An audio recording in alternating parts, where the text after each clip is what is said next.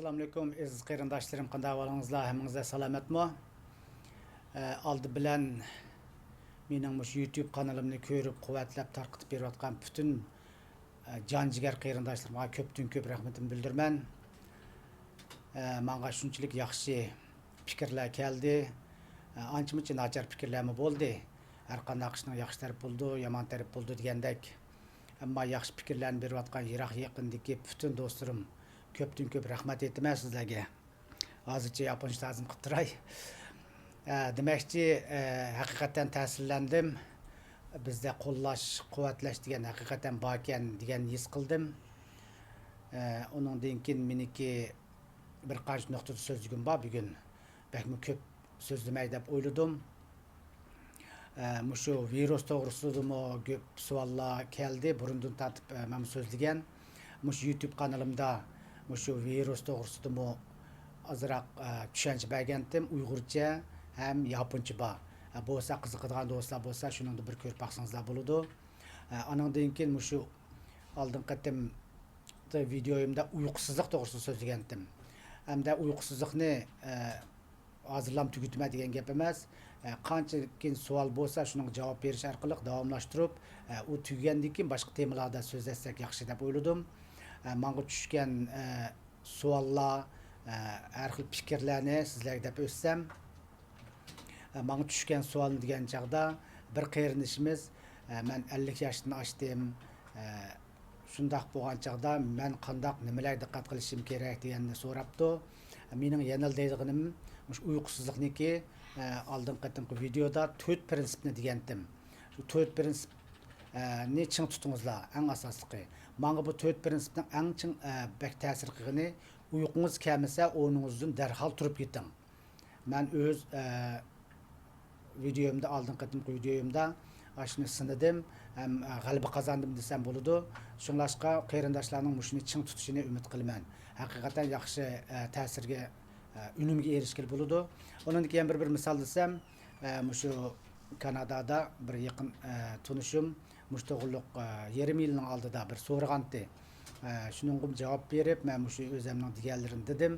Degandan keyin haqiqatan bir hafta 10 kun davomlashtiribdi. Undan keyin yana asta salalqi, nima deymiz, davomlashtirolmay yana asli kelib qopdi-da. Shunga bir kun 5 og'riydi ekan, bir xil og'riqni his qildi ekan degandek. Ashunaq misollar haqiqatan ko'p. Undaq qilmag'in, menga davomli telefon qilib turgan, men bayiningda deb turdim. Shunlashqa hozir shundoq yaxshi bo'yatdi. Haqiqatan uyqu nachar bo'lsa, oldin qatim videodim dedim. Eng asosiy immunot kuchimiz ta'sir qiladi. Immunot kuchi ta'sir qildi degan gap, kasal qarshi kuchimiz ojizlaydi. Shuninglar har xil kasallar bo'lamiz. Uyquning sifati yaxshi bo'lsa, bu tahrirlanib ketdi oldin qatim degandek. Har qanday ishlar yaxshi manga degan xiyolni qildim men o'zim beshini o'tkazgachga. Andan keyin mushu meniki kasbim to'g'riliqmi? Men Yaponiyada immunot kuchi ham anatomiya, shu immunot kuchini asos qildik, anatomiya qo'shimcha mushu erlarning tug'masligi to'g'risida so'zlab bersangiz bo'pti degan fikrlar keldi. Haqiqatan xo'sh bo'ldim. Bu erlarning tug'masligini ayrim bir tema qilib so'zlashga tirishma. Bu saqyamdi, qandoq bo'ldi degan savollar keldi. Menga hamda xijilib deyamagan qarindoshlarmi bor. Doktorchilikda butunlay biz kasal tarixini so'raydigan ishimiz bor. Shunlashqa jur'atli holda har qanday ish bo'lsa ayrim xonim bo'lamdi. Uningdan keyin mening WhatsApp nomerimni kirgizib qo'yman. Mushu WhatsApp orqali aloqalashsangizlar bo'ldi. Mana bu meniki WhatsApp nomerim. Boshqa Facebook yoki bo'lsa YouTubening ostidagi fikr yozgan joylarga yozsangizlar bo'ladi, ammo WhatsAppni ko'p ishlatgachga meningcha mush eng yaxshi qulaylik ekan deb o'yladim. Anandan keyin oldin qatim uyqusizlik, uyqu kelmaslik, bosh og'rish deganni so'zlagandim. Bosh og'rishni so'zlamabdiman, oldin qatimniki tema deb qo'yib, unimi deb qo'yay deb o'yladim. Ham shu bosh og'rishniki ko'pincha holda ayollardagi bosh og'rish ko'proq bo'ladi, erlarda azroq bo'ladi. Ona degan gap erlarda yo'q degan gap emas. 70-80% deymiz-ku bir hisobda. 70-80% ayollar ko'p bo'ladi ekan, erlardan bo'ladi ekan degandek. Shunga bu bosh og'rish nima uchun shunday bosh og'rish degan chaqda bosh og'rishning turi nihoyat ko'p bo'ladi ekan. Shunga bu başniki oldi ağrıydigan, chek ağrıydigan, oq taraf ağrıydigan degandek. Şuna bu baş ağrışmı özümningki nimasini o'tgan desam bo'ladi, tajribasini o'tgan. 50 yoshga kirguncha har qanday boshni uzidiki jiq kasalchan bo'lib ketibdi deb o'ylasangizlar bo'pti. Haqiqatan 50 yoshgacha jiq kasal bo'ladi ekanmiz. Shunglashqa bu bosh og'rishniki neyro xarakterli bosh og'rish ko'p bo'ladi ekan. Men shu ishkirda o'qiyotgan vaqtlarimda beshim shunchalik og'riydi. Hatto sitig'im tushdim. Tushsam ishtim chiqmadi. Shundan keyin pat og'riydi-da. Xizmatga tushgandan keyin har xil besimlar bilan og'riydigan bo'ldi.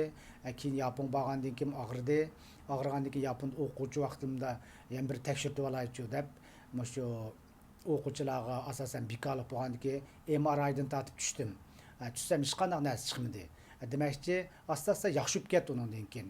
Nima uchun yaxshib ketdi degan chaqda uyqumning yaxshilishiga qarab ergishib, uyqu bosh og'rishim yaxshib ketdi. Ayollarda nima uchun ko'p bo'ldi degan chaqda o'zimning shaxsiy ko'z qarashim, u jihatlardan materiallarni ancha-muncha ko'rdim desam bo'ldi. Ayollarniki qon erlarga qaraganda sal tuvanroq bo'ladi. Ko'pincha o'ylab bilamiz. Shunglashqa ayollar erlarga qaraganda ko'pincha ayollar hamda 100% deb o'ylayamanglar bir ishlarni. Ko'pincha ayollarning uyqusi erlarning qaraganda ko'proq bo'ladi. Nima uchun degan chaqda qon degan oksigen yetkazadi. Shunga oksigen kamchilik bo'lsa tabiiy asnaymiz. Asniginimiz shu bizning mingimizga oksigenning yetishmasligida shu. Shunglashqa ayollarning uyqusi ko'proq bo'ladi. Ammo haddidan ziyoda uyqu uxlayasingizmi bosh og'rish bo'ladi. U ham o'ylab bo'lgan. Masalan, o'ttir hisob 8 soat degan bilan 9 soat, 10 soat uxlagan vaqtlar bo'ladi. Shundoq ig'ir bo'lib ketadi beshimiz. Shunga bosh og'rishniki turi nihoyat ko'p. Buni hamda davolashning birdan-bir nimasi uyquning sufutiga diqqat qilishgan. Shunga ham erlardimi bo'ladi bosh og'rish, ayollardimi bo'ladi degandek. O'rtaqlikmi bo'ladi, har xil turdagi turi ko'p bo'lg'achqa, buni neyro xarakterli bo'lg'achqa, buni davolash haqiqatan tasga.